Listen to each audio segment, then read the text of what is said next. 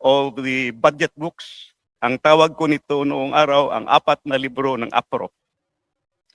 Sa 2024 National Expenditure Program, pumasok yung ODA, 21.6 billion. Nandito, ginagyan ko ng tag. 11 projects.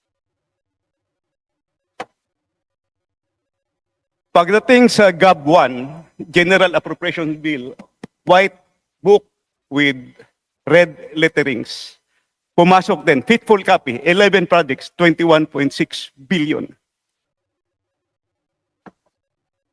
Pagdating sa GAB 3, third reading dito sa House of Representatives, pinawasan ng 5.4 billion, ang naiwan 16.1 billion. So sa House of Representatives pa lang, binawasan na yung ODA. And you know what happened pagdating sa GAA. Pagdating sa GAA, this is now the product of both the Senate, the House of Representatives, at saka sa BICAM. Zero kinatay yung buong ODA. Nakakahiya sa ating mga foreign creditors. Punta naman tayo sa 2025. Ito yung ginawa. As is, yung proposal, National Expenditure Program, 11 projects, foreign funded, 11 total of 27.5 billion nandito. Nilagyan ko ng marker.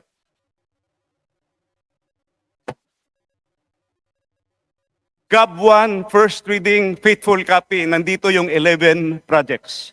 Total of 27.5 billion. Third reading, House of Representatives. Binawasan ng 18.6 billion, ang naiwan 8.9 billion na lang. ODA funded ito. May approved loan na sa mga foreign creditors. GAA 2025. In fairness to the other house, to the Senate, binalik nila yung 300 million. So yung 8.9 na naiwan dito sa House, naging 9.2 billion. Walang binawas pagdating sa Senado, pero ang overall total, ang nabawas is 67% of the flood control budget, which are big ticket. Pag sinabing big ticket, malalaki ito.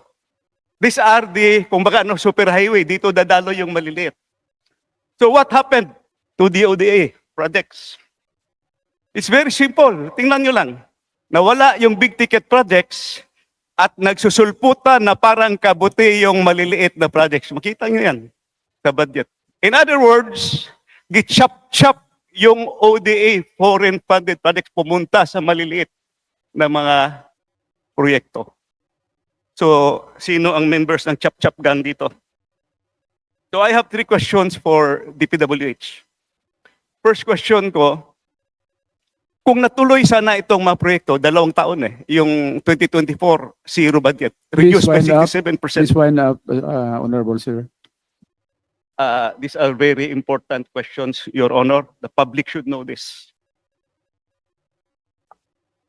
First question ko, kung natuloy itana itong mga proyekto na ito, could have this help solve the problems in Metro Manila? Kasi nandito yung Metro Manila Flood Control Project at saka yung Pasig Marikina Channel Improvement. Second, sayang wala si Secretary Bunuan. I'm going to ask him sana dito.